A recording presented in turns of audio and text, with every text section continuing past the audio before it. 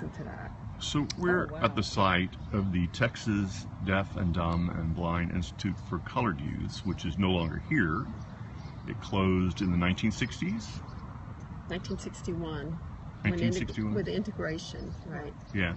The students were transferred. Since then it has been what? Well, it lay pretty much unused for several years, and then TxDOT acquired the land from MHMR, and they began to put in buildings, small, low buildings that are still here for a sort of satellite offices. Right. And so what is going to be here in the future? What is planned for here? Well, right now the plans are for a dense commercial, residential entertainment area. So called the Grove? It's called the Grove. Yeah. And so we're here looking at archaeological remains of the old institute, which was founded when? It was founded in 1887 during the governorship of Saul Ross, and the land was acquired specifically to provide facilities for African American youth who were deaf, dumb, and blind. Yeah. And because there was no other place in and the later state. They added orphans. They did in the 1940s. But at that time there were facilities for, of course, white students and Hispanic students at certain places in the state, but there was nothing for African Americans. Right. And at that time, these were the children of slaves. And for Saul Ross, who was a Confederate general, to have really pushed through that project was quite wonderful. So since we're in the middle of this, we have 10 live viewers. Tell us your names. Aletha St. Romain. And you're a teacher? I've taught at ATC. I'm not teaching there right now, but I'm a freelance illustrator, and I live in Rosedale, and I used to live around the corner. Yeah, I used to live right adjacent to this property. In Ridgely. Ridgely. And? I'm Susan Dial, and I'm an archaeologist at the Texas Archaeological Research Laboratory at the University of Texas, and I do the website Texas Beyond History. We love it. Yes, and my original hope, thank you, was that we would be able to feature this site and this institution as one of our online web exhibits, but unfortunately I've not been able to find any records of any archaeological work or historical survey that was done here. So this school that was here from the 1880s to the 1960s wiped away, no remaining buildings that we know of, except maybe that cinder block building over there that might have been part of the garage complex that we've identified. I say we.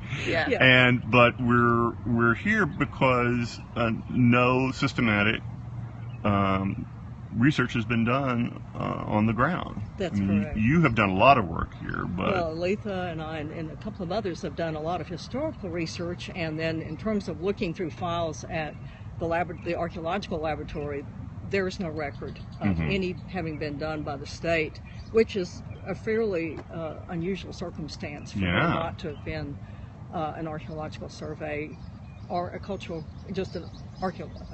resource survey to see the whole history of the site and what remnants might remain, given the importance of this institution as a statewide institution. So who would normally be the entity that would order up one of those thorough Typically, digs? when the state conveys land, either the seller or the state will require that type of Isn't that part of the Antiquities Act?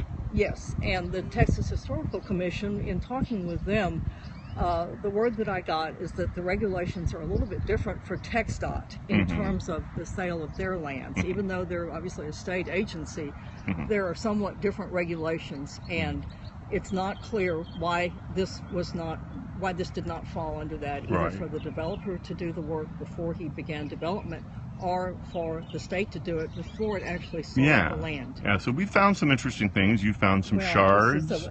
We've tried not to pick glass. up. We've got a little bit of a collection that looked like they were from dump areas, and based on some of the artifacts that I don't have right here in front of me, they're definitely going back into the 1800s. So some of these dump areas were probably designated areas where they got rid of their trash during the the life of the Institute. And you picked up just recently some flint that, oh, there it is. Oh, yeah.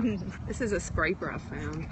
Ah, wow, let's Well, get a close up. part of a scraper. And so that would have been Native American from when would you think? Well, unfortunately, that's a kind of a common looking biface or unifacial tool that could have been used as a scraper that was used for thousands of years. Yeah. So it's hard to put a date on that, but So we it could know be 10,000 years it ago. could be 10,000 years, and we know that because of the creek and the springs that are all abundant along this creek area, that this area was likely heavily used by prehistoric people and going up into early historic times.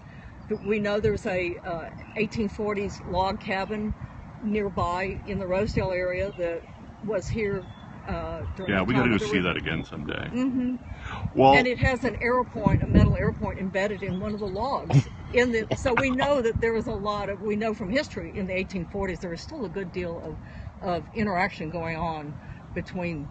well, we're going to keep investigating. Thank you both. You've been a great help to us, and goodbye.